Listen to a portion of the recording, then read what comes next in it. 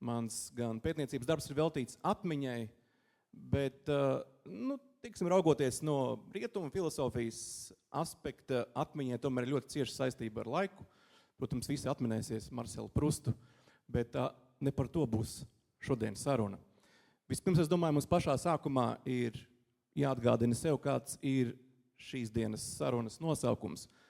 Viens no tiem ir laiks un tā apturēšana, un manas šīs nosacītās lekcijas nosaukums ir laika tirānija. Tas nozīmē, ka mums vispirms būtu jāsaprot, ko mēs domājam, kad dzirdam vārdu laiks, šķietami tik vienkārši saprotam un pieejam vārdu, un ko šai gadījumā būtu mēs izteiktu ar vārdu tirānija, un kādā veidā un ko mēs īsti apstādinam. Man uzreiz ir jāatzīstās to, ka šim jautājumam es mēģināšu pieiet kā filosofs, proti mēģināt jums pastāstīt, kādas problēmas rodās filosofiem domājot par laiku. Jo pirmkārtām, kas mums ir jāsaprot, vai laiks kā substance, kā kaut kāda veida lielums ir kaut kas, kas eksistē ārpus mūsu apziņas. Līdz ar to neizbēgami šis pamatu uzstādījums ir saistīts ar to, ar divām milzīgām kategorijām, jebkādas filosofijas vēsturē, vai tā būtu Indijas filosofijas vēstures, senie grieķi, romieši, modernie eiropieši, mūslaika eiropieši, tajā skaitā pat savā ziņā arī ķīnieši.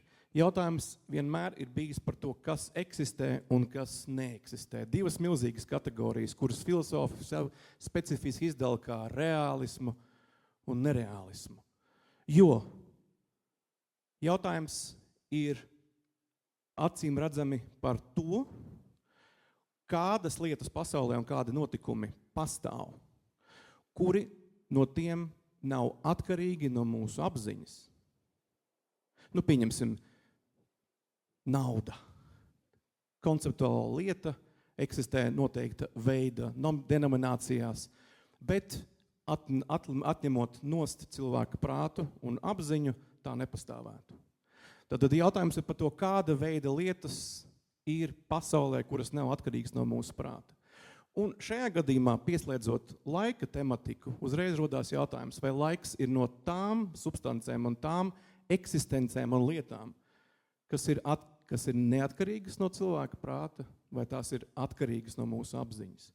Un šeit, protams, ir dažāda veida iespējamības. Pirmā iespējamība ir mūsu ikdienišķā, veselā saprāta vērojums attiecībā uz laiku. Šeit, pieņemsim, mēs varam pieslēgt ne tikai filosofiju, bet arī kognitīvo lingvistiku, kas mums stāsta par to, ka mums nav principā gandrīz iespējams eksistēt ikdienā, neizmantojot metaforus. Un ne tikai metaforas, kas ir patapinātas no valodas, skaistas, literāras, bet pirmkārt metaforas, kas ir saistītas ar konceptualitāti, konceptuālās metaforas. Laiks ir viena no tādām konceptuālām metaforām. Ko šī kognitīvā lingvistika ar to domā? Pētnieki domā par to, ka tā kā mēs esam fiziskas, iemiesotas būtnes, kustamies telpā, lielākā daļa tā saucamās abstraktās kategorijas, kuras mēs izmantojam, patiesībā ir sakņotas mūsu ķermeniskajā būtībā. Un viena no tām ir laiks. Laiks kā konceptuāla kategorija šķiet ir atvasināts no nekonceptuālas kategorijas, kas ir kustība.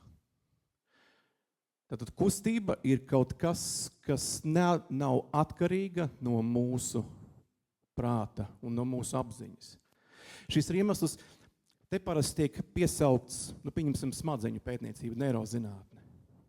Viens no šīs neirozinātnes secinājumiem ir tāds, ka mūsu smadzenēs ir kustības atpazīšanas centrs, bet patreizajā brīdī neviens vēl nav atklājis nekāda veida laika uztveres centru. Zato mēģiniet to domu paturpināt tālāk, ja kāds apgalvo to, ka laiks konceptuāli tiek mums parasti saprasts kā tāds, kas ir saistīts ar kustību, tad visas tās metaforas, kas ir saistītas ar kustību, tiek pārnestas uz laiku. Līdz ar to jautājums ir, vai laiks kā pats par sevi, kā lieta sevī, eksistē ārpus mums? Viens no tām jau sākotnējām atbildēm ir, ka nē. Lai gan pirms tam es pieminēju mūsu veselā saprāta skatījums, ir tāds, ka mēs vai nu atrodamies laikā, mēs esam novērotāji, kas kustās laikā, vai arī laiks ir kaut kāda kā neatkarīga substance, un jūs visi zināt šīs metaforas, laiks būs kā upe, Heraklīts nāk prātā. Tad laiks ir kaut kas, kas neatkarīgi no mums kustās, bet mēs vai nu viņā kā laivā plūstam upē, vai nu mēs vienkārši to novērojam. Filozofiskās problēmas rodas tajā brīdī, kad mēs sākam pakāpeniski sešķetināt šīs metaforas. Jo šeit rodās jautājums par to, vai mēs esam pieraduši pie laika, kas tiek dalīts pagātnē, tagadnē un nākotnē. Vai visi šie laika nogriežņi, vai kāds no tiem eksistē patiesībā? Tad atkal šīs divas kategorijas, reālisms un nereālisms. Šķiet, starp visiem klātešošiem varbūt nebūs pat šaubu par to, ka pastāv patreizējais moments, lai gan mēs šeit varētu sākt viņu skaldīt sīkāk un detalizētāk, un par to tūlīt pat, kad es pieminēšu, kādā veidā to laiku skaldīja senie indiešu budisti. Bet jautājums ir par to, vai eksistē pagātne un vai eksistē nākotne. Vai eksistē pagātne mūsu atmiņas formā, par to nav nevienam šaubu. Šeit cits jautājums ir par to, vai eksistē pagātne kā noteikta veida nogrieznis eksistencē, bet šeit sākās jau nākamā problēma to, kā var pagātne eksistēt patreizajā brīdī. Loģiskā problēma. Tas pats attiecās arī uz nākotni. Vai eksistē nākotne patreizajā brīdī, kura virzās virzienā uz mums un nonāk un kļūst par tagadni? Tātad daudz pret loģiku jūtīgāki filozofi, domātāji, un ne tikai Eiropā, bet, protams, arī Āzijā, ir apšaubījuši šāda veida mūsu ierasto skatījumu uz laiku. Konvencionālais mūsu starpā, tātad mēs esam vienojušies par to, ka mēs runājam par pagātni, mēs runājam par tagadni, mēs runājam par nākotni, tikai tā iemesla dēļ, ka tas ārkārtīgi palīdz mums kā šīm specifiskām iemiesotām būtnēm organizēt mūsu telpu un vidi un mūsu mērķus un tos realizēt. Bet tad, kad mēs ejam soli tālāk un mēģinam filozofiski analizēt un saprast to, kādā mērā ir iespējams šo laiku apstādināt, tad tā atbilde, kas mums sāk pakāpeniski izkristalizēties, ka tajā gadījumā, ja mēs pieturamies pie tā skatījuma, ka atsevišķas laika sfēras ir nereālas, proti tās neeksistē ārpus mūsu prāta, vai ka pat savā ziņā laiks ir derivatīvs, jo tas ir atvasināts no kustības, un savādāk pat nebūtu domājams kā tikai un vienīgi kustību metaforās, tad mēs sākam saprast, ka iespējams tas, kas mums ir jāapstādina, ir nevis laiks, bet gan mūsu pašu apziņa. Jo laika kā tāda paša par sevis nav. Ja mēs to pārnesam uz apziņu, tad pēc līdzīgas, teiksim, tā kā tādas metaforas, kas attiecās uz kustību, kā kustību telpā no noteikta punkta A uz punktu B, dažādās izmaiņas, kas, pieņemsim, notiek šeit apkārt dabā, kustība, izmaiņas, pārmaiņas, bez tām nebūtu iespējams vispār domāt par laiku kā tādu. Bet, ja mēs to pārnesam uz apziņu, tad ir jautājums, cik lielā mērā mūsu apziņas procesi, tātad domas, kas nomaina vienu otru, emociju, dažādi atmosfēriskie veidojumi, cik lielā mērā tas arī kā kustība nosaka mūsu laika tvērumu. Filozofi, protams, izmanto specifisku valodu, un ar to man šķiet šajā brīnišķīgajā vietā un šajā konkrētajā laikā es jūs nenogurdināšu, bet tomēr Tie, kas ir domājuši par laiku pēdējo 2500 gadu laikā, parasti dalās divās grupās. Vieni ir tie, kuri saucās par prezentistiem, proti, ja mēs to mēģināsim latviskot, sanāks tagadnieki. Tad tie ir tie, kas uzskata, ka eksistē tikai un vienīgi patreizējais brīdis, proti tagadne. Kā nu mēs to definējam? Šis brīdis. Tālāk, ka mēs to vēl atvesinām tālāk un sasaistam ar fizikas teorijām, mēs iegūstam skatījumu uz to, ko sauc par kustīgo prožektoru. Tad kustīgā prožektora gaismu. Tad tagadne ir savu veidu safokusēts prožektora gaisma, kas virzās uz priekšu un tādā ziņā savā veidā arī visums izplešās. Līdz ar šo konkrēto momentu. Tad, ja jūs esat prezentists, tagadnieks, jūs uzskatāt to, ka eksistē šis moments, tagadnēji un nākotnēji nav nekāda ontoloģiskā jeb eksistences statusa. Tie neeksistē. Jo, protams, padomājiet, ja nākotne eksistētu tagad, tas nozīmē, ka tā eksistē tagad, nevis nākotnē. Jo nākotnes definīcija pati par sevi ir tāda, ka tā neeksistē. Tā vēl tikai nāk. Vai arī pagātne. Kā var eksistēt pagātne patreizajā brīdī? Ja tā eksistē patreizajā brīdī, tas nozīmē, ka tā ir tagad. Atkal kārtējais loģiskais strupceļš. Tad prezentisti. Vēl viena no kategorijām ir mūžībnieki, jeb eternālisti. Tie ir tie, kas uzskata, ka gan pagātne, gan tagadne, gan nākotne vienlīdz pastāv un eksistē. Tās nav iluzoras. Savā ziņā par šādu veidu eternālistiem, mūžībniekiem mēs varētu uzskatīt, pieņemsim, savā ziņā arī Einsteina relativitātes teoriju. Jo tā sevi ietver to, ka ir iespējams vilkt dažādas cēloniskās saiknes dažādos virzienos. Tā ir skaitā bezgalīgi pagātnē. Tas nozīmē, pagātne kaut kādā mērā eksistē arī nākotne. Un šeit,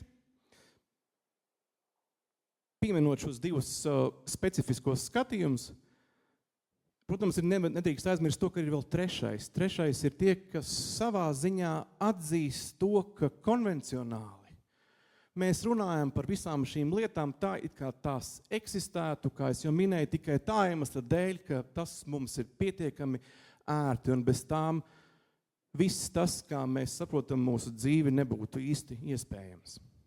Bet tajā pašā laikā tie ir tie, kas principā uzskata, ka laiks pats par sevi ir nereāls.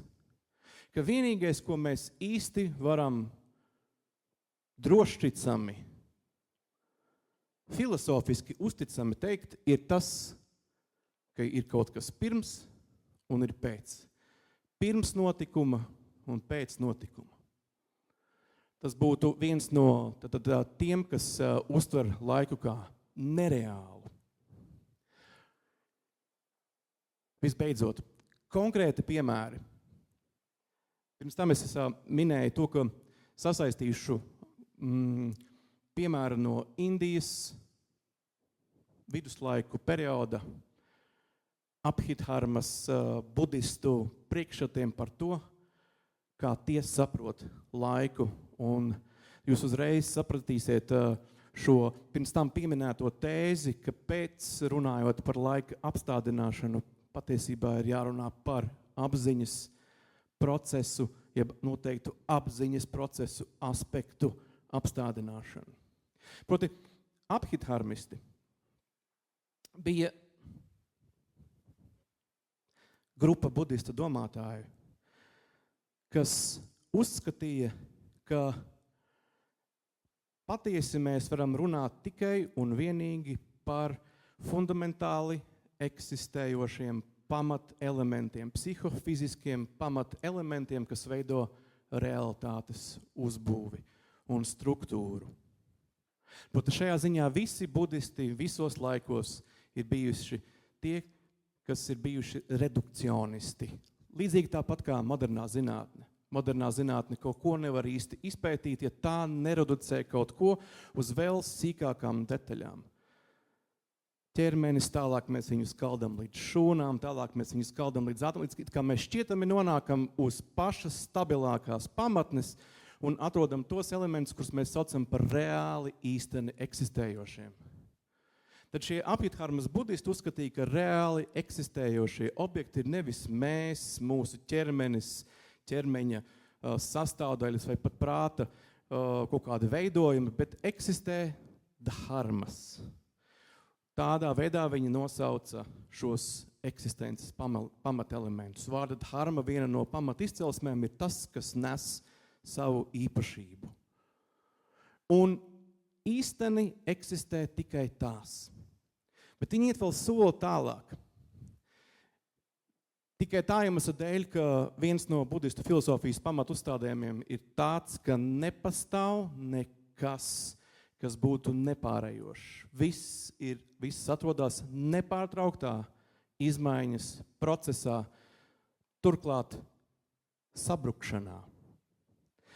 Līdz ar to arī šīs dharmas, šie pamatelementi, ja mums nav citu vārdu, mēs varētu uz brīdi vienoties, ka mēs izmantojam jēdzienu psihofiziskie ātomi. Vēl jau vairāk tikai tā iemesla dēļ, ka šie senindiešu domātāji arī bija atomisti. Viņi mēģināja uzlūkot gan fizisko matēriju, gan arī nefizisko matēriju kā tādu, kas sastāv no specifiskiem atomāriem veidojumiem. Bet šeit neizdarīsim nekādus secinājumus un nesavilksim līdzību ar mūsdienu zinātni.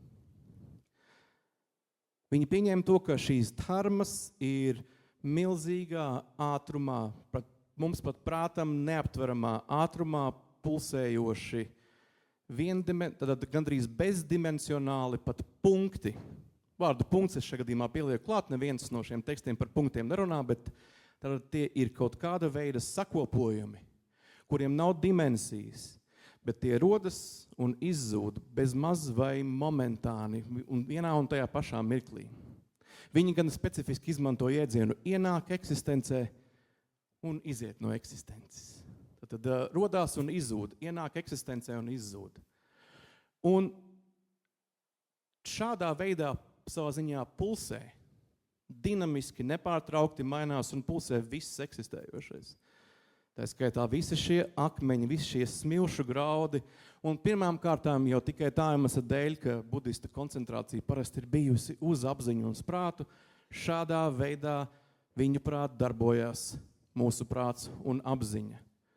Visa mūsu kognitīvā un emocionālā dzīve ir skaidrojama, analizējama kā šāda veida elementu rašanās un izzušana. Un šo elementu atpazīšana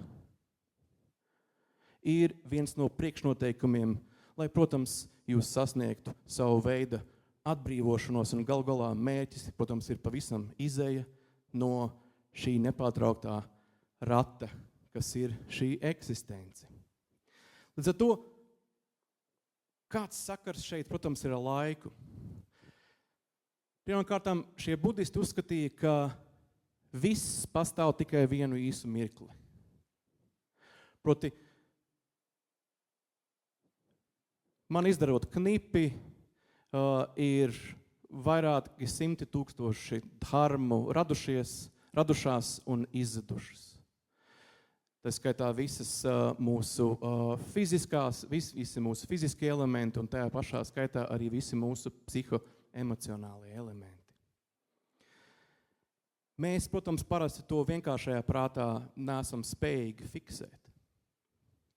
Līdz ar to šādā priekšstatā, kas ietver sevī absolūtu momentānismu, absolūtu mirklīgumu, laiks ir savā ziņā atkal kā sava veida derivācija, jeb tas, ko mēs esam atvasinājuši no šī nepārtrauktā kustības procesa.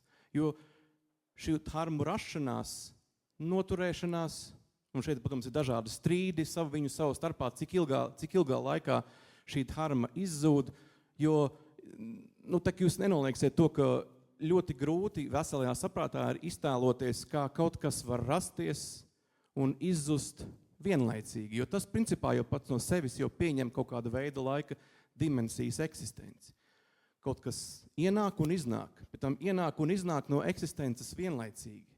Jeb arī šis mirklīguma laiks ir tik īss, ka viņš, protams, mums ir bezmaz vai neizmērāms, jeb veselā saprāta skatījumā gandrīz vai nepieejams.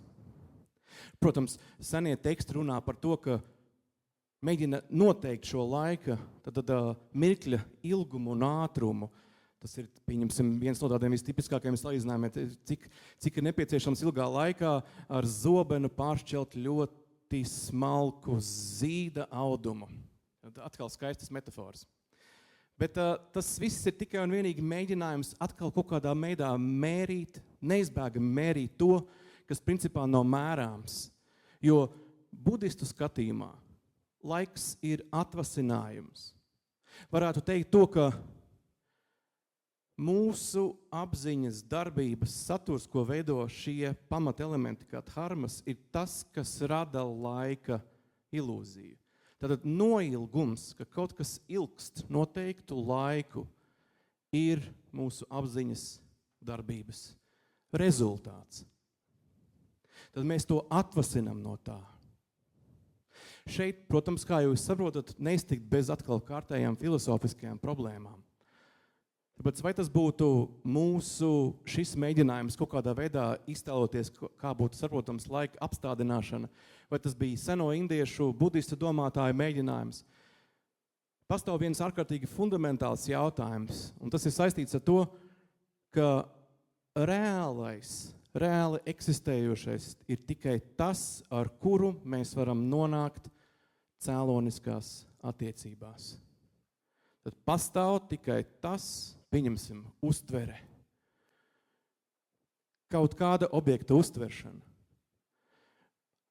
Paziņot to, ka objekts pastāv vai pastāv kaut kāda esamība vai kaut kas, var tikai tad, ja jūs, pieņemsim, jūsu uztveres aparātu, varat nonākt sava veida kontaktā ar to. Tāpēc viens no virzieniem šo budistu pārdomās saucās proti, ka viss eksistē. Viņi dēvēja sevi par sarvastivāda. Tas nozīmē, ka tā ir teorija par to, ka viss eksistē. Un kas ir tas, kas viss eksistē? Viņi uzskatīja to, ka šīs dharmas, par kurām mēs tikko runājām, tie šie pamatelementi, kas veido visu eksistenci, pastāv vienlaicīgi gan pagātnē, tagadnē un nākotnē. Tas nozīmē, ka šīs dharmas no patreizējā momenta, kad viņas ir sevi izsmēlušas, zaudējušas savu efektivitāti, tās pārkursē uz pagātni. Savukārt tās nākotnē atrodas savu veidu tādā apslēptā stāvoklī, un tās pēc tam kursē un pārbrauc uz tagadnes momentu, jo tikai tagadnes moments, šis patreizējais brīdis, var būt efektīvs.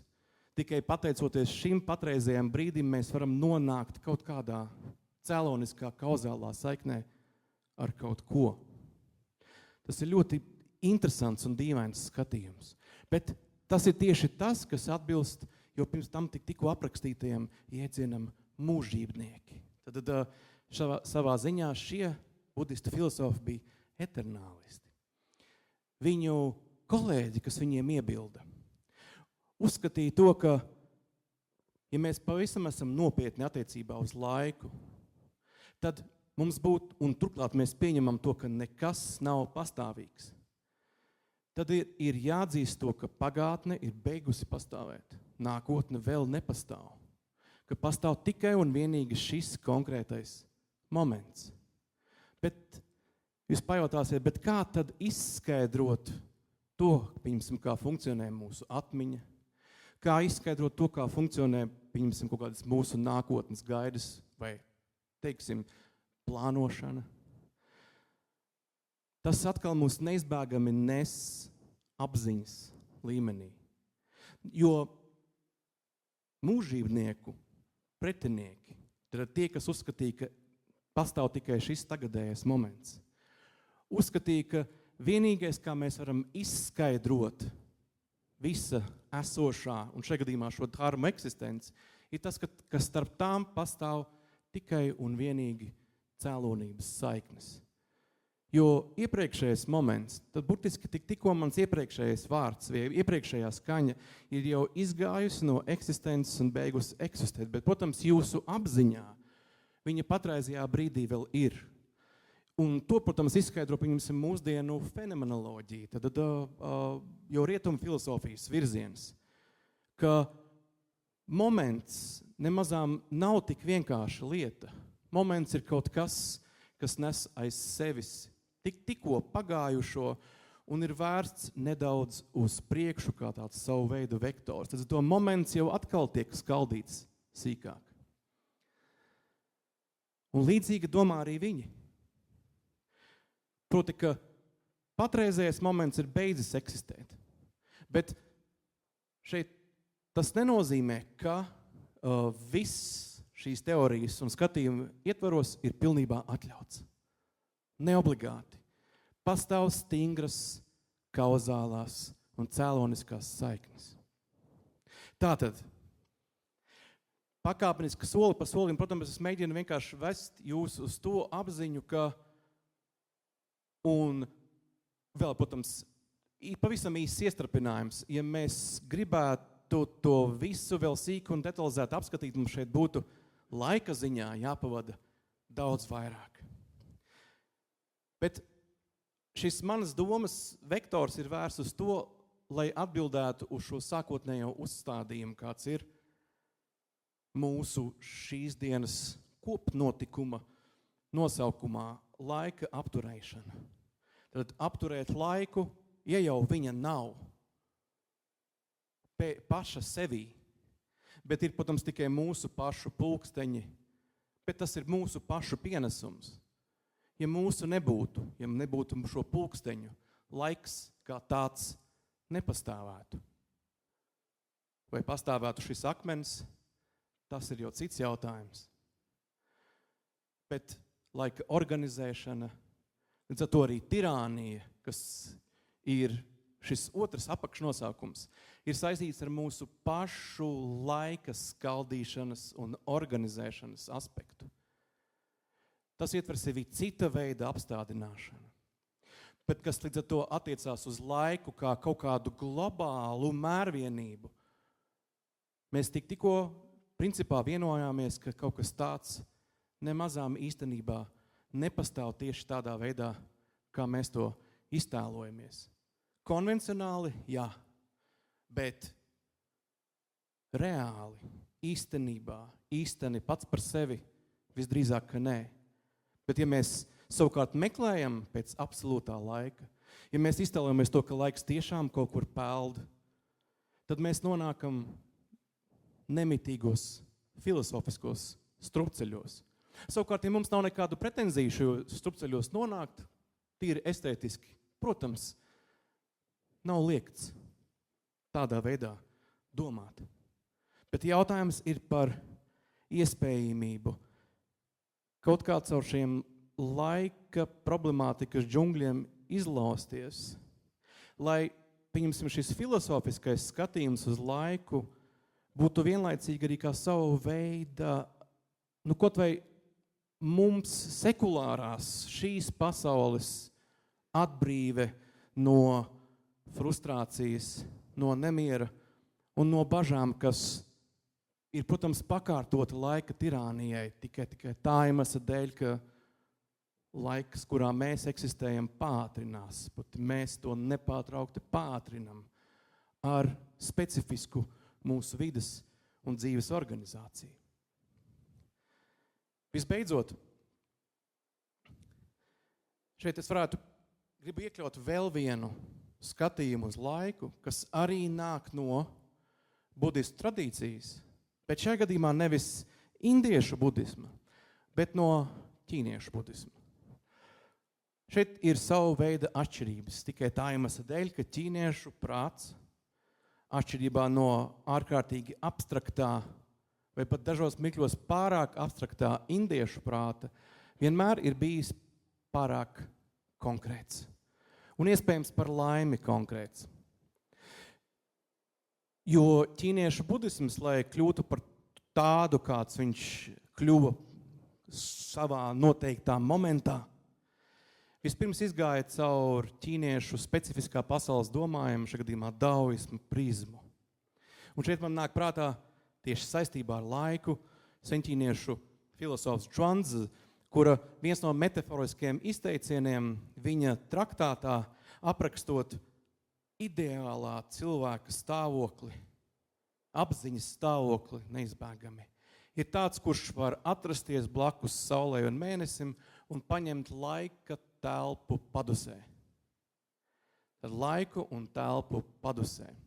Interesantā kārtā šis vārds laiks un telpa, yuzhou, mūsdienu ķīniešu valodā tiek izmantots, lai izteiktu vārdu visums. Un pavisam interesantā kārtā yu un zhou ir ne tikai laiks un telpa, bet arī sijas būvēm. Tad tas vēl vienreiz liecina par šīs specifiskās valodas ģēniju. Bet, redziet, tiklīdz es pieminēju vārdu ģēnijs, valodas gars, es uzreiz atminējos, par ko mēs runājām ar Artūru, braucot uz šejieni. Proti, ka latviešu valodas specifiskais gars un ģēnijs ir tāds, ka laiks kā chronoloģiska parādība un laiks kā atmosfēriska parādība ir viens un tas pats. Un bija ļoti interesanti, Hele laikam uzdeva šo jautājumu par to, ka bija jautājums, kāds ir laiks. Un uzreiz sekoja Heles jautājums, kādā ziņā kāds ir laiks. Tā kā, cik ir pulkstens vai kāds ir ārā laiks. To, protams, man šeit nav iespēja patreizajā brīdī kaut kā eksperta formā mēģināt iziet cauri kaut kādām 6000 dažādām valodām un paziņot to, ka tas nekur citur nav. Bet vismaz lielākajās valodās, angļu valodā, ķīniešu valodā, sanskritā un hindi, kas ir tā kā, tomēr sanskrita atvesinājums mūsdienās, nav šī dalījuma. Ļoti interesanti šeit piemērs. Beatlu albums Yesterday, Today, Tomorrow, hindi skan kā kala ajakala. To kala ir tā kā laiks, bet tas ir tā kā vakardiena un rītdiena. Ir ļoti dažādi veidi, kā metaforiski dzīvās valodas to izsaka. Es, protams, jūtu, ka es aizplūstu, bet man šķiet, ka tas liekas ļoti interesanti, jo pieņemsim. Un tas varētu būt jau kaut tāds neliels solis, jo viņš vēl aizvien paliek ķīniešu skatījumu ietveros, padomāt, pieņemsim pašiem jums, par to, kādā veidā jūs prātā un apziņā strukturējat noteikta veida laiku, kas ir saistīts, pieņemsim, vakardienu, rītdienu, šodienu, nedēļu. Tad ķīniešu valodā, līdzīgi tāpat kā dažās citās, pastāv šāda veida dalījums, ka kaut kas, kas ir iepriekšējais, atrodas augšā. Pieņemsim, iepriekšējā nedēļa tiek izmantots vārds augšā. Savukārt tas, kas ir nākamais, tas atrodas apakšā. Mūsu ierastā metafora, kuru mēs izmantojam, protams, ir nākotne ir priekšā, tad ķermeņa priekšējā daļā, pagātne ir aiz muguras. Bet ir valodas, kur tas ir apvērsts. Tad pagātne ir kaut kas, kas ir jūsu priekšā, nākotne ir kaut kas, kas ir aiz jūsu muguras. Bet tas viss ir mēģinājums metaforiski to apiekt, pārnest mūsu fizisko iemiesoto eksistenci un izmantot tās metaforas, lai izteiktu laiku. Bet visbeidzot, šis specifiskais ķīniešu budistu skatījums nāk no 5. 6. gadsimta kāda ķīniešu budista domātāja Zhi skatījumu uz to, ka ikvienā mūsu domas momentā, un šis moments, kā jūs saprotat, ir vienkārši ārkārtīgi dimensionāli neliels. Mēs varētu runāt par 3000 pasauļu eksistenci. Protams, šeit mēs neiesim sīkās detaļās, ko nozīmē šīs 3000 pasaules. Protams, ķīniešiem ir liela mīlestība pret šāda veida ciparu izmantošanu. Visas pasaulē eksistējušās lietas ir 10,000 lietas, savukārt 3,000 tas vienkārši ir kāds noteikta veida sfēru skaits, kas varētu parādīties jūsu domā.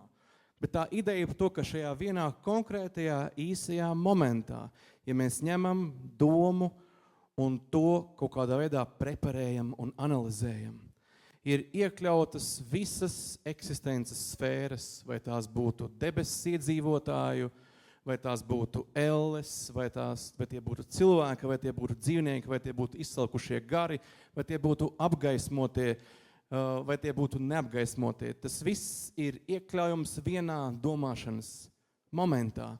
Un tas ir, tad uzlūkojot to momentu, pazūd gan pagātne, gan nākotne. Tad viss tiek kaut kādā veidā satilpināts vienā apaļā veselumā.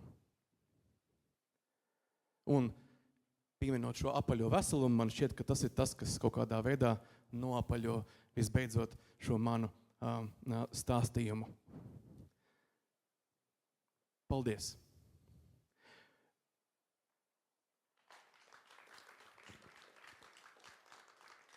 Pie jautājumiem mēs pāriesim pēc tam. Jā. Ja arī šausmīgi gribās. Pēc tam sarunāts.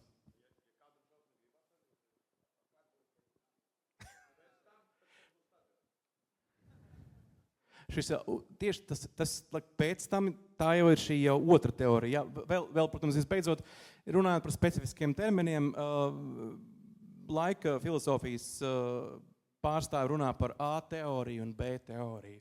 A teorija ir tieši tā, kas tā kā ir šis priekšstats par to, ka laiks pastāv noteiktos dalījumos, pagātne, nākotne, tagadne, ar visu to, kas no tā izriet. Un B teorijas pārstāvji ir tikai tie, kas pēc tam. Pirms tam un pēc tam, jo nekā cita nav. Jo pretējā gadījumā mēs nonākam loģiskās pretrunās. Visbeidzot,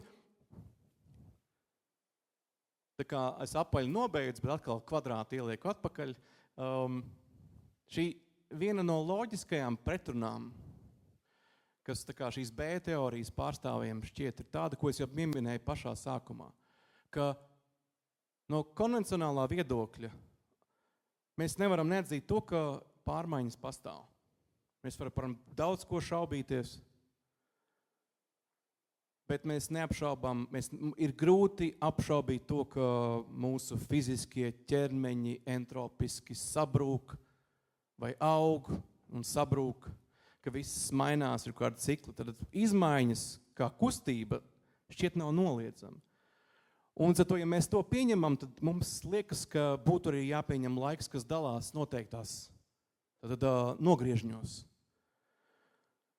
Bet, ja mēs pieņemam šo noteikto nogriežņu realitāti, mēs nonākam strupceļā tikai tā iemesla dēļ, ka tad mums ir jāatzīst to, ka nākotnē ir tagadnes eksistences laiks, kas šķiet absurdi no loģiskā skatījuma punkta.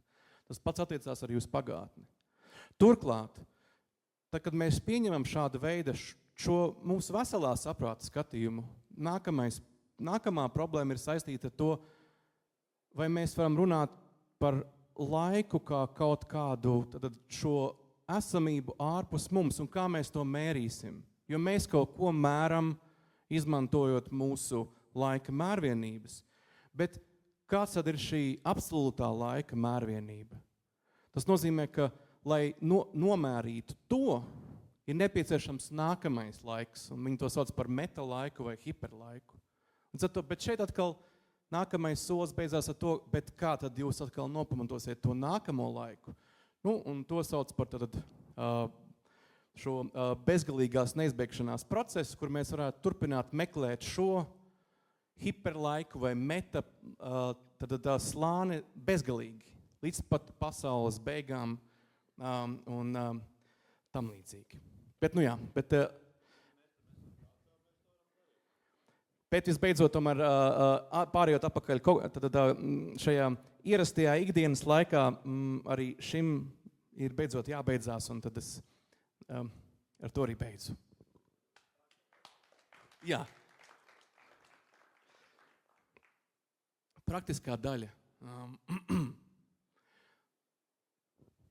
viena no praktiskajām daļām, bet tā ir vispirms tāda, teiksim, pētnieciski analītiska. Jo mani interesē, un es to uzdodu vienmēr visiem, tikai tāpēc, ka pats vienmēr esmu pārsteigts par to. Proti, vai kāds starp jums ir tas, ko sauc par sinestētu, tad sinestēzi. Proti, tā ir dažādu jūsu uztveru pārklāšanās. Nu, pieņemsim, vai kāds starp jums redz burtus noteiktās krāsās. Tad tā ir sinestēze. Vai, pieņemsim, ir kāds, kurš dzirdot skaņu redz noteiktu krāsu. Jā, brīnišķīgi. Tad tā ir sajūta pārklāšanās. Pilnīgi, absolūti zinātniski, kognitīvās zinātnes pierādīts fenomens. Jūs brīnišķīgi apveldīt ar šo sajūtu, bet pārējie nezaudējiet cerību. Proti, ka savā ziņā sinestēti mēs esam visi, bet tagad, līdz ar to man ir pilnīgi uzreiz konkrēts jautājums, kas arī ir saistīts ar laiku.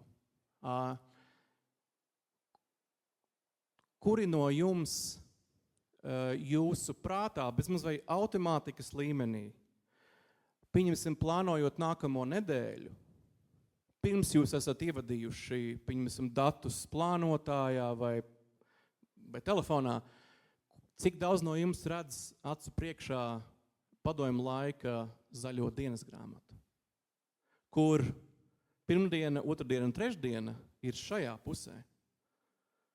Un ceturtdiena, piekdiena ir šajā, sestdienas un svētdienas nav, bet, protams, līdz 80, ja nemaldos, 6. gadam sestdiena vēl bija, vajadzēja iet uz skolu, pēc tam pazuda.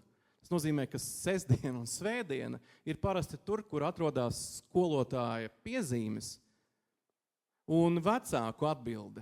Tad ir skaidrs, kādu veidu iespēju tas atstāja par sestdienu un svētdienu.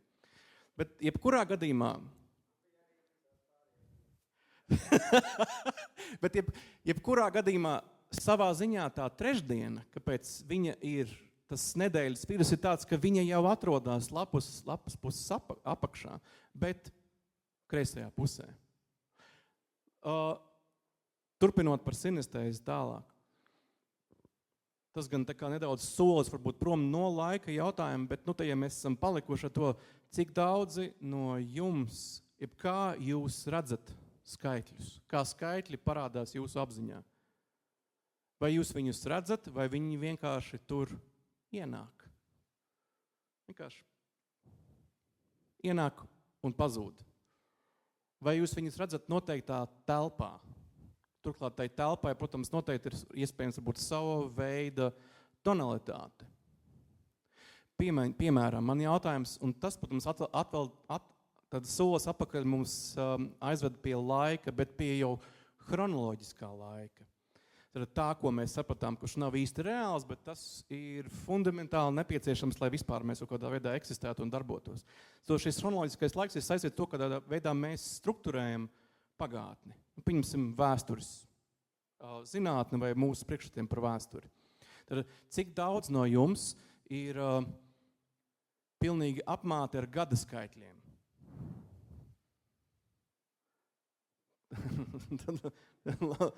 Specifiskā sinestēze. Bet es to jautāju tikai tāpēc, ka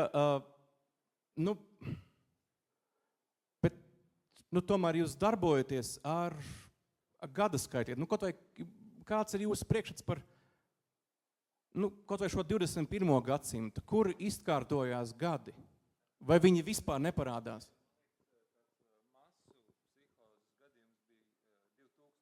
Jā, pieņemsim.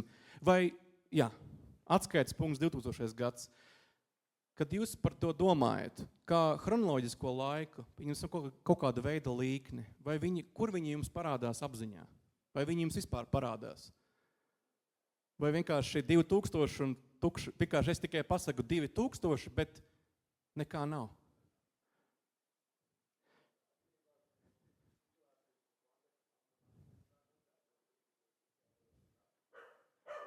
Jā.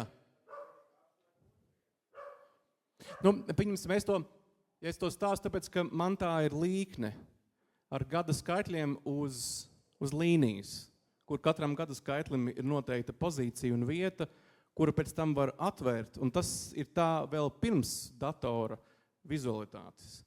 Vismaz es cik spēju atcerēties. Un tad attiecīgi katrs gads pavērties vaļā, līdz ar to katram gadsimtam, katram periodam ir kaut kāda noteikta veida vieta. Bet ir vairāk kā skaidrs, ka tā jau arī ir tikai un vienīgi metafora. Jo kura gan no šīm pirms tam pieminētajām kultūrām uzlūkot šāda veida skatījumu par laika kā kādu veidu līkni, kas iet no viena punkta uz otru. Nu, labi, ja ne no Jēzus dzimšanas, tad Jēzus dzimšana ir kaut kāds punkts, bet tur tā kā iet vēl pirms. Bet tam ir kaut kāda savu dinamika, dziļums un tam līdzīgi. Bet nu skaidrs, tad ar sinestēzi mēs varam pabeigt. Vēl viens no praktiskajiem aspektiem, jo mēs esam runājuši par laiku, bet pieminot arī apziņas, klātesamību, laika jēdziena veidošanā. Bet mums ir izpalicis tas, ko mēs devātu par patību un es. Tikai tāpēc, ka tā ir vēl viena paralēlā tēma. Bet pieslēdzot šeit klāt laiku un neskatoties uz to, kādas varētu būt jūsu domas attiecībā uz jūsu patību, kā tā pastāv, vai tā pastāv laikā, vai tā ir kaut kāds metafiziskais pamatojums. Viens no skatījumiem modernajā filosofijā ir iztēloties jūs patību kā četrdimensionālu kāpuru. Tad četrdimensionāls kāpurs. Tad, jo tiek pieslēgts klāt laika aspekts, ka jūs iepriekšējos posmos esat šī kāpura, varbūt precīzāk būtu teikt tārps. Tad četrdimensionālais tārps. Lai gan attiecībā uz kāpuru, protams, mēs varam runāt par šīm sadaļām viņam. Posmiem tieši tā. Jūs pagātnē esat kā noteikta veida posms kopējā patības attīstībā caur laiku, un tādā veidā jūs varat sevi uzlūkot kā šāda veida, tārpveida, kāpura veidīga, tad metafizisku eksistenci bez maz vai četrdimensionāla, kas iziet cauri laikam, bet kur šis laika aspekts tiek pielikts klāt kā, nu teiksim, savu veida dimensija. Jo ir vairāk kā skaidrs, ka pirms tam, par ko mēs runājām, ko es stāstīju par šiem indiešu budistu skatījumiem, tur šīs patības aspekts tiek atcelts pilnībā. Iemesls, kāpēc viņi runā par šīm fundamentālajām eksistences pamatnienībām, dharmām, ir tāds, ka viņi principā uzskata to, ka mēs neviens neesam apveltīts ar tāda veida patību, kas kā šāda veida tarps varētu turpināties no viena sākuma punkta līdz nākamajam. Un arī pat, ja mēs pieņemtu vispār indiešu atzīto priekšstatu par samsāru un atkal būšanu, un mēs gribētu šo tārpu iztēloties kā tādu, kas no bezgalīga sākuma punkta turpinās caur šim momentam un aiziet bezgalīgā nākotnē, tad budisti teiktu stop. Nav šāda veida patības. Viņuprāt, mums nav viņiem jāpiekrīt. Viņuprāt, nav. Ir dažādi iemesli, kāpēc viņi uzskata, ka šāda veida patības nav. Viens no tiem ir tāds, ka viņiem šķiet, ka tas ir viens no iemesliem, kāpēc mēs pārsvarā ciešam. Ciešam tāpēc, ka mēs asociējam sevi ar šāda veida noturīgu substanci, bet tādas nav. Ir tīpaši attiecībā uz ķermeni. Ķermenis sabrūk. Tas pats attiecās uz prāta aspektiem. Un tā iemesla dēļ viņi visu šo dharmisko analīzi izveido. Eksistē tikai un vienīgi šie elementi. Jūs neeksistējat kā substances, bet kā visu šo elementu kopums, nepārtraukti, dinamiski, pulsējot, mainoties, žvadzot, varētu pat tā teikt. Un to visu kopdarbība rada ilūziju par to, ka ne tikai laiks pastāv, bet ka jūs pastāvat kā šāda veida četrdimensionāls tārps. Tad tas ir viens no skatījumiem, ko es šad tad, brīžos, kad noteikta veida bažas man ir pārņēmušas, mēģinu uzlūkot savu apziņu un sevi kā tādu, kas sastāv no šiem elementiem, kas pulsē, nāk un iziet. Turklāt šāda veida elementi, šīs dharmas, šo budistu izpratnē ir pat bezmaz vai sastādām veselas tabula ar viņām. Atkarībā no skolas tās 75 vai 100, bezmaz vai tāda kā Mendeļejeva elementu tabula. Tikai šajos elementos ietilpst arī tas, ko mēs nodēvētu par mūsu emocionālās dzīves sastāvdaļām. Slinkums, protams, dusmas, iekāre, vēlmes, nepatika, skaudība. Tas visas ir dharmas elementi, kas parādās un izzūd. Un viņu novērošana un atpazīšana ir tā, kas šķietami tā kā ļauj mums iebāzt kāju tajā procesa durvīs, lai apstādinātu nemitīgu apziņas plūsmu. Un šīs apstādināšanas tad viens no šiem galvenajiem mērķiem ir to atpazīt un neļaut šiem aspektiem jūs pārņemt. Bet tas viss pastāv ārkārtīgi īsu brīdi. Un šis praktiskais uzdevums ir kopt savu novērošanas spēju tādā veidā, ka jūs viņus spējat atpazīt.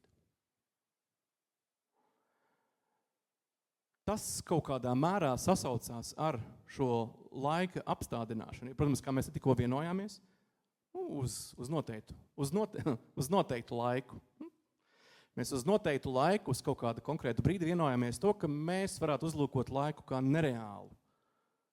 Vismaz, ka tas nepastāv tieši tādā veidā, kā mēs vēlētos. Kamēr konvencionāli tas pastāv nepārtraukti.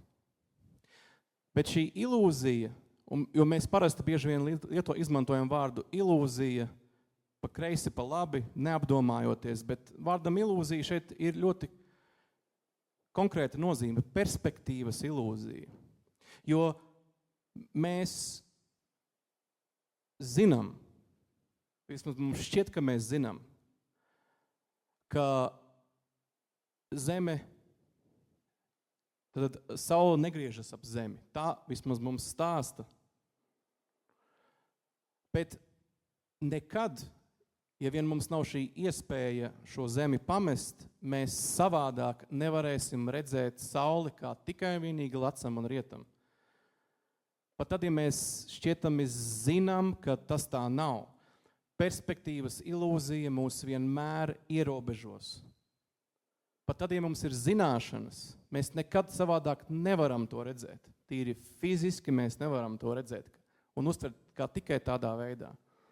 Tas pats attiecās uz laiku, šo konvencionālo laiku, pagātne, nākotne, domāšana par pagātni kā tādu, kas kaut kur eksistē, vai nākotni, kas kaut kur ir, bet tā atnāks.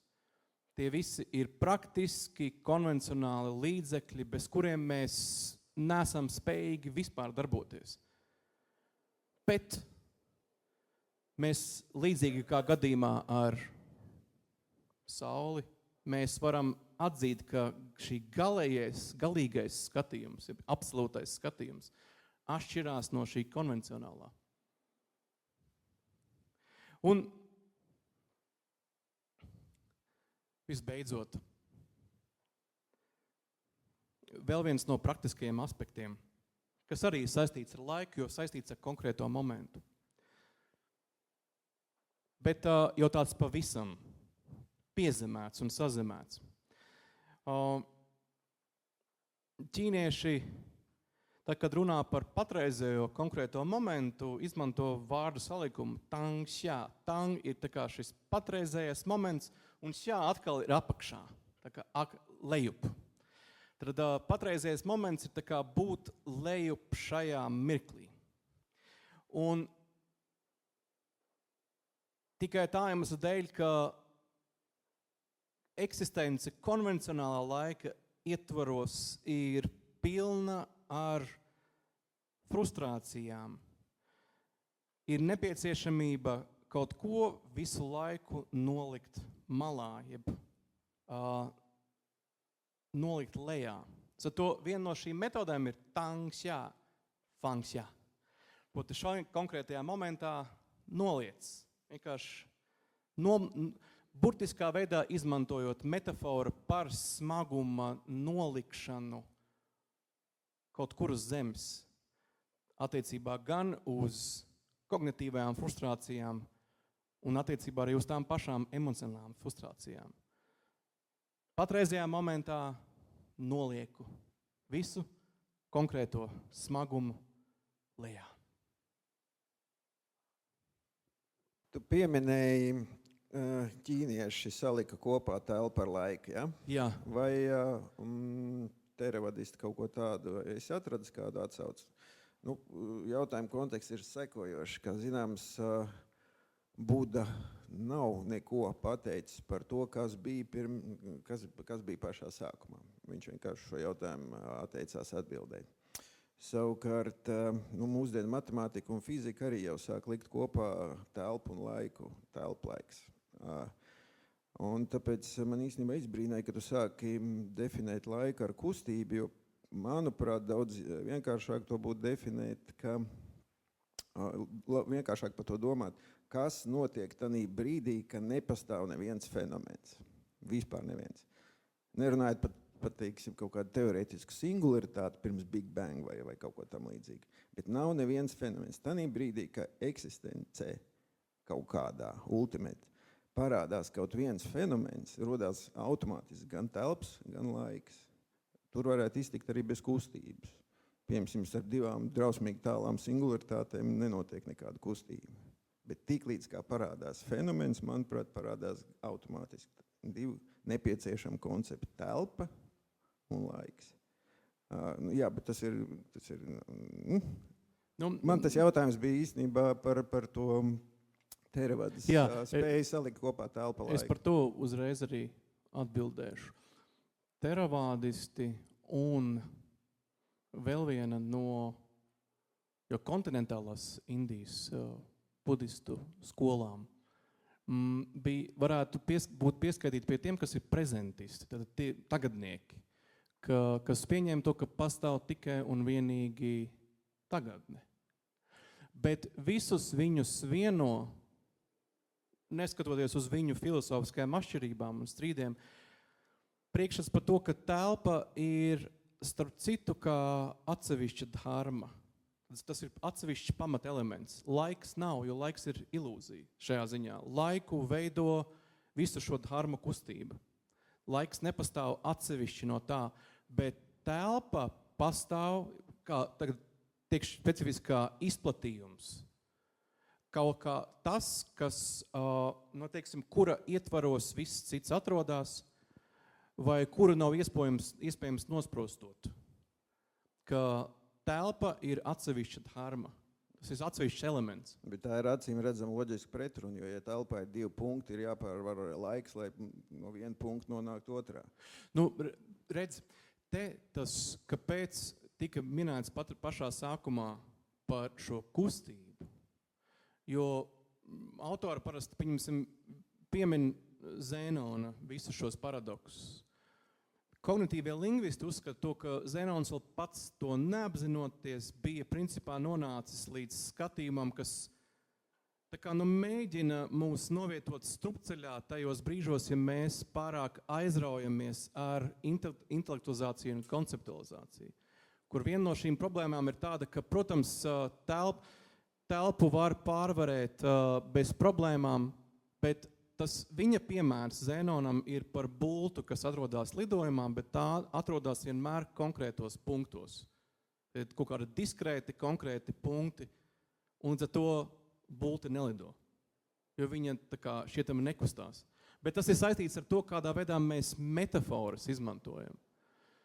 Jo tā doma ir par to, ka nepareizi izmantojot laika metaforu, mēs aizejam filosofiskās aporijās, un mēs sākam malties un veidot un producēt dažāda veida metafiziskās teorijas, tā skaitā to dara arī zinātne kaut kādā mērā. Bet tas ir vienkārši kļūdīgs gājiens, jo mēs esam apmaldījušies metaforās. Tā doma ir par to, ka laiks ir atvasināts no kustības, jo tās metaforas, kuras mēs izmantojam, runājot par laiku, laiks plūst. Protams, ir vēl citas, ir laiks, bet tās ir jau specifiski sociālas. Laiks, ko var iztērēt, laiks, ko var pazaudēt, tālāk laiks ir nauda un tam līdzīgi un tā joprojām, bet jo tās ir visas metaforas. Lai kaut kādā veidā aprakstītu kaut ko pretējā gadījumā mums nav iespējams vispār aprakstīt. Jo burtiski par to nevar runāt, bet burtiski var runāt par kustību. Tas tāds pavisam brutāls. Vispār zinātne saka, ir vēl drusciņi citādāk. Fotons kustās ar gaismas ātrumu, un viņam tajā punktā neeksistē laiks vispār. Restīvi, jo tuvāk gaismas ātrumam, jo vairāk samazinās laiks, un attiecīgi, ja tu kusties tieši ar gaismas ātrumu, fotonam no masas, viņš to var dabūt gatavu. Viņam laiks, tā kā viņš iznāk laukā no vienas zvaigznes un nonāk tavā acī, ir 0. Absolūta 0. Tātad kustība ir, laika nav. Jā. Lai kāds cits par. Jā, bet es nekomentēšu tikai tā mazliet, ka tas nebūs mans lauks, bet jā. Arī par šo vispār, bet man bija tādas pārdomas diva veida. Mēs, diemžēl, nokavējam lielu daļu, bet es mēģināju iekāpt tajā, par ko jūs runājat. Un divas lietas, respektīvi viens šis te aspekts arī, par ko jūs runājat tikko, varbūt jums ir kāds komentārs par to, kā šeit ievijās iekšā cikliskums. Respektīvi tas, jo manā galvā eksistē kaut kāds tāds līdzīgi kā tas konflikts starp naratīvo un nenaratīvo kino, piemēram, ka mēs joprojām skatāmies arī nenaratīvo kino tādā veidā, konvencionālā veidā, vienkārši uz ekrānu, kur ir kaut kādā brīdī sākums un kaut kādā brīdī izdziest tā gaisma un tad viņa atkal ieslēdzās. Bet tajā pašā laikā tā ir bijusi pieredze, kuru mēs nevaram izstāstīt konvencionālā stāstiņā. Savukārt naratīvajā kino mēs pēc tam varam pastāstīt, kas tur notika. Un tas ir kaut kādā ziņā tas, kā es savā ziņā dualistiski esmu domājis par laiku arī, ka viņš eksistē vienlaicīgi, cikliski un naratīvi. Tas ir it kā skatījuma jautājums. Jā, par to cikliskumu, ja drīkst, es nolasīšu Henrija Davida Toro ierakstu dienas grāmatā. Tā kā es esmu gadaskaļu marazmātiķis, tad 1859. gada 24. aprīlis. Viņa dienas grāmata saucās I to myself, es sev. Visam ir savs gada laiks, un mēs nepamanām konkrēto parādību, kā tikai tajā gada laikā, ja vien tā patiešām to var saukt par tādu pašu parādību, jebkurā citā sezonā. Savs laiks vērot Ripla ezera viļņošanos, meklēt bultu uzgaļus, pētīt akmeņus un ķērpjus, laiks staigāt pa smilšainiem tūkstnešiem. Un dabas vērotājiem šie gadalaiki ir jāuzlabo tikpat daudz kā zemniekam savējie. Tāpēc zēni lidina puķus, spēlē bumbu noteiktā laikā visā valstī. Gudrs cilvēks zinās, kādu spēli šodien spēlēt un spēlēs to. Mūs nedrīkst pārvaldīt stingri noteikumi, kā sakojot almanaham, bet ļaujiet gadalaikiem mūs pārvaldīt. Cilvēka noskaņas un domas grozās tikpat vienmērīgi un nemitīgi kā dabā. Neko nedrīkst atlikt. Izmantojiet gadījumu. Angļodā burtiski ir take time by the forelock, ir proti matu sprogu, es cekulu paņem laiku. Tad izmanto izdevību. Tagad vai nekad. Tev jādzīvo tagadnē, meties katrā vilnī, atrodi savu mūžību katrā momentā. Muļķis stāv uz savām salu iespējām un lūkojas uz citām zemēm. Citas zemes nav. Nav citas dzīves kā šī vai līdzīga šai. Kur labs zemkopis, tur laba augsne. Izvēlies jebkuru citu kursu un dzīve būs nožēlu virkne.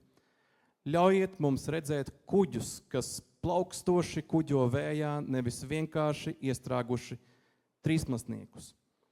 Nav citas pasaules nožēlas pilnajiem un nožēlojošajiem. Par to laika cikliskumu.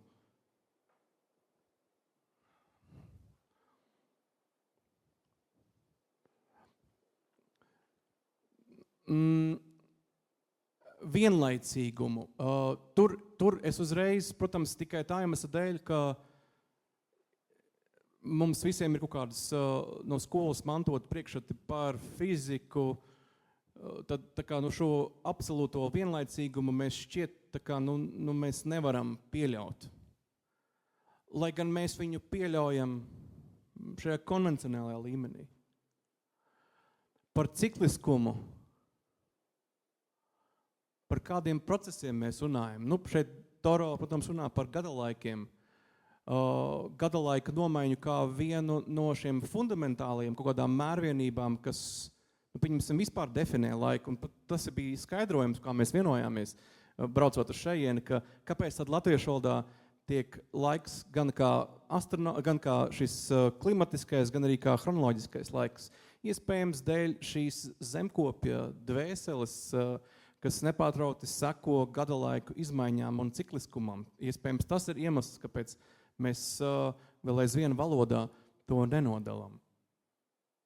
Trešais es jau aizmirsu, bet tā kā jūs pieminējāt kino, tad man atsaucās atmiņā tāda interpretācija par to, kas ir šīs dharmas, kuras es pirms tam pieminēju. Proti, kādā veidā tiek veidots šis teiksim tā mūsu uztvere kā tāda, kas šķiet nav sadalīta kaut kādos sīkos momentos, diskrētos, bet ir kaut kāda veida plūdums. Tad viens no moderniem skaidrojumiem ir iztēloties to, ka dharma ir viens noteikts, šeit filmas kadrs. Kamēr, teiksim, pati filma, kas tā kā dotu kustību, ir jau pēc tam, kad šie kadri jau sāk virzīties noteiktā ātrumā, un mēs iegūstam filmu, bet pati dharma saprotama kā viens nekustīgs kadrs.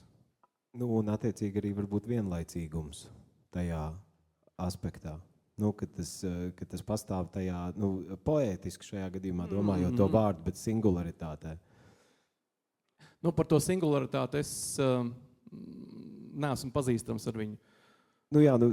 Es šajā gadījumā vienkārši to pašu vārdu izmantoju, lai kaut kā attēlotu to, kad mēs vienkārši esam angliski, es teiktu, still, un arī savā ziņā, still image, vai ne?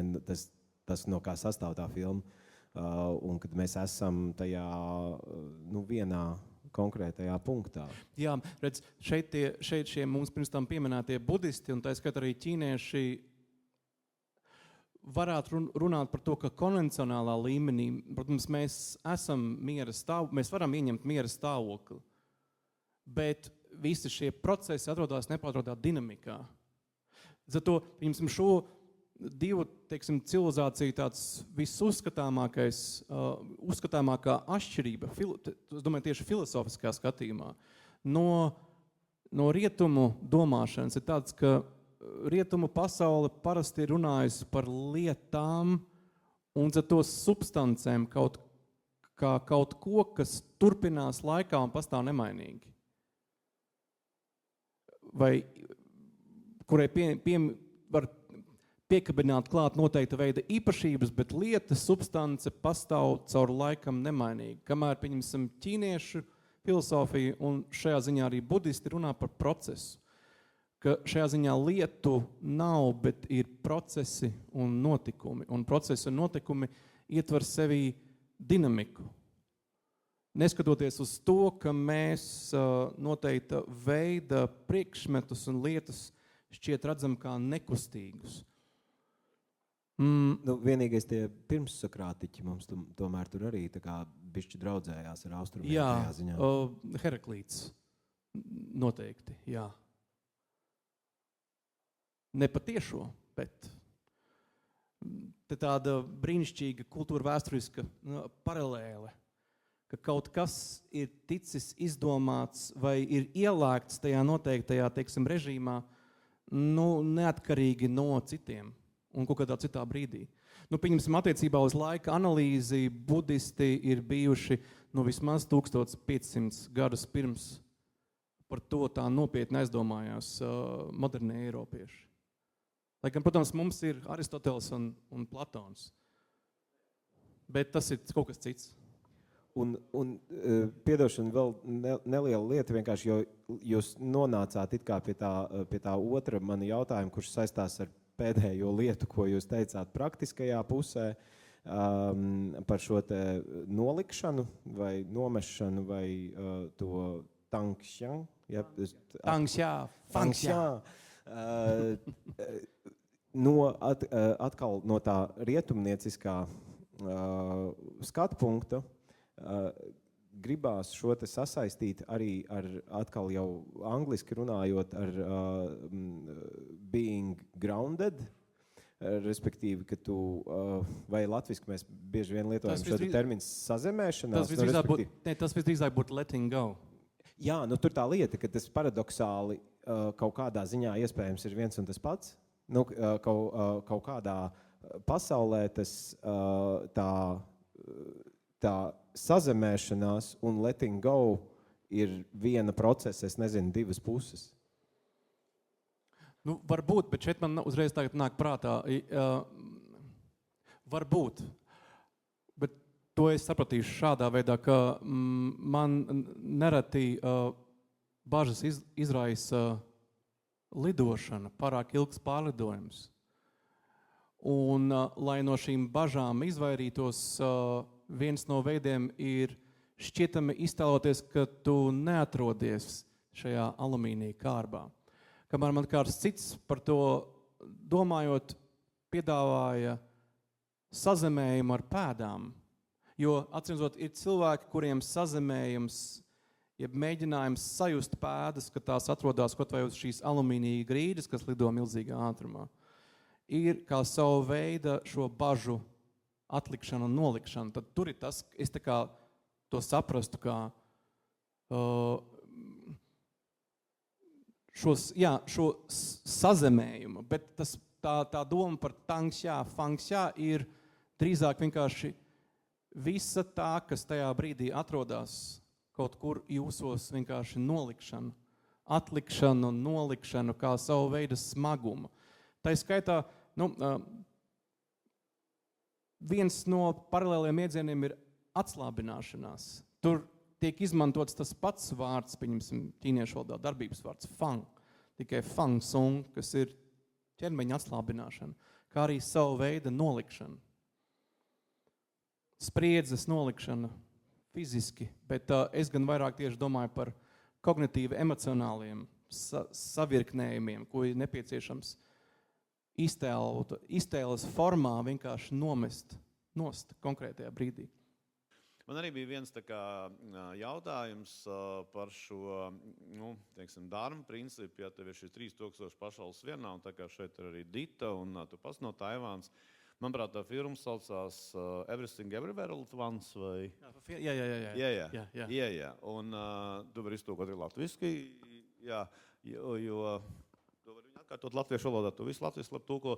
Bet savā ziņā, vai tas arī nav viens no iespējamiem skatījumiem, ja nav šī 4-dimensālā kāpura, bet pat ja viņš ir, ka ja mēs esam atsevišķi neirons vienā, lielā iespējamā smadzenē, jo nekas cits jau mēs beig nevaram būt, mums ir iespējas mainīties, to mēs zinām. Mums ir iespējas ne tikai mainīt dzīvokļus, bet teiksim, viedokļus, bet radikāli mainīt dzīvesveidu. Cilvēki radikāli maina izskatu. Cilvēki pēkšņi apgūst pilnīgi jaunas prasmes, un nevis apgūst, bet izrādās, ka viņi vienmēr viņu zinājuši, kas it kā atbalsta šo paralēlo dārmu teoriju. Ja tu esi nožēlo, tad no rīta pamosties nožēlojams. Ja tu esi priekā, pamosties priecīgs. Vai ir kaut kas, kas ir par šo no taviem, kā saka, gudrajiem rakstiem? Teiksim, jo tas nav ne īsti nekonvencionāls, vienkārši tāds atvērts skats uz to, ka kaut kā šī ilūzija, ko sauc par trīsdimensionālu realitāti, tomēr veidojās. Un, protams, es viņu veidoju savā prātā, bet arī pašā laikā es jūs tur redzu mainīgus. Vienreiz tu esi šāds, vienreiz tu esi tāds, atkarībā no manas stāvokļa. Vai tas tā varētu vilkt vai ne? Tas vilkums ir saistīts ar to, šiem 3000 pasaulēm vienā domā. Ir tieši par šo transformācijas iespējamību, ka pat katra īsākā doma, kuru tā kā ir iespējams apstādināt un šādā veidā preparēt un analizēt, ietver sevī bezgalīgi daudzumu iespējamību. Zato arī transformācijas iespēja. Bet viņi, protams, arī vēl izskaidro to, kādā veidā arī pat tas, ko mēs vienkārši bez šaubām nosaucam par negatīvo aspektu. Mūsu nespēju, nežēlību, iekāris un tam līdzīgi. Tas viss ir tajā vienā domā 3000 pasauli, tā kā dimensija. Jā, tas ietver sevī iespējamību transformēt. Būtībā piedodot to praktisko, ko es pieļauju, varbūt kāds sagaidīja, bet varbūt arī, ka nē. Parastais jautājums, ko man ar to darīt dzīvē, lai es, teiksim, to varētu izmantot un būt labāks. Tas ir, ja es saprotu konceptu, ko mēs runājam, un apstādinu šo laiku, kurš neeksistē. Pareizi sakot, viņu neapstādina. Es pieļauju, ka viņš nav. Es pieļauju, ka eksistē kā apziņa, un es varu kontrolēt vismaz daļēji, varbūt savu apziņu, es viņu sastindzinu. Es varu izdarīt pareizākas izvēles. Es varu iznākt laukā no šī baltā matricas telpa, kurā nekas nav citādāks. Es varu pieķert, ka es esmu aizgājis, teiksim, darbā nožēlā, un es negribu būt, es uztaisu šo pauzi un nāk ārā ap citām durvīm. Bet tā var interpretēt vai negluži? Redz, tieši šī doma par 3000 aspektiem vienā domā parādās darbā, kas saucās apstādināšana un novērošana. Un apstādināšana un novērošana šeit ir fundamentālās divas budistu paškultivācijas tehnikas. No tām ir šamatha, tā miera meditācija, nosacīta, mēs izmantosim šo vārdu meditācija. Tas ir priekšstats par to, ka jums ir jāapstādina jūsu diskursīvais process, lai sagatavotu jūs, pieņemsim, noteikti veidu stāvoklim, kas ietvers novērošanu. To ir iespējams panākt vienkārši koncentrējoties, un parasti koncentrējoties uz ieelpu un izelpu. Bet tā, protams, ir jau ļoti specifiska tehnika, kas ir atrunājama jau detalizētāk, jau citādākā kontekstā. Tā ir dažādas variācijas, dažādās tradīcijās, starp citu ne tikai budistu. Bet savukārt šī novērošana jau ir šajā gadījumā specifiska tieši budistu, jo tur ir jau specifisks priekšuzstādījums. Jo tā paredz sevī to, ka kaut kas tiek novērots, pieņemsim, noteiktas doktrīnas un pasaules skatījuma ietvaros. Bet šīs doktrīnas un pasaules skatījums, protams, varētu variēs no tradīcijas uz tradīciju. Tikpat labi, ja mēs šeit pieslēgtu klāt, pieņemsim, šamanistisko skatījumu, vai tas būtu hinduistu skatījums. Novērojums ir kaut kas cits, bet tā apstādināšana ir vienkārši pats fundamentālākais solis.